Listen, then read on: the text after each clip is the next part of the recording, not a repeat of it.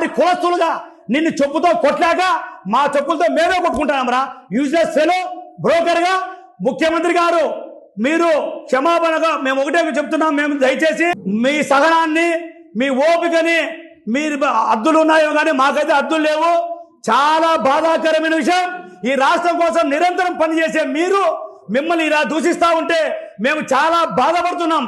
ఈ రాష్ట్రంలో సిగ్గు తెచ్చుకుంటున్నాం. శ్రీకృష్ణదేవరాయలు గారు ఎన్నో సంవత్సరాల క్రితం కట్టిన చెరువులు ఆయన పేరు ఈ రోజు వరకు కూడా తలుచుకుంటున్నారు. మా కాపు కులంలో పుట్టి తప్పు చేసినవరా యూజ్లెస్ ఫెలో, నిన్ను చెప్పుతో కొడితే మాకు పాపము. మేము కొట్టుకోలేక కాపు కులస్తుడిగా కాపు కార్పొరేషన్ డైరెక్టర్ గా నేను పనిచేశా.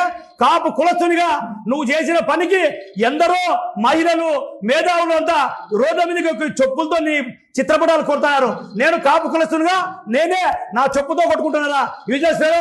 జగన్మోహన్ రెడ్డి గారు వెంటనే ఇలాంటి కామాంధుల్ని పార్టీ నుంచి బహిష్కరించి సస్పెండ్ చేయాల్సిందిగా కోరుతున్నాం.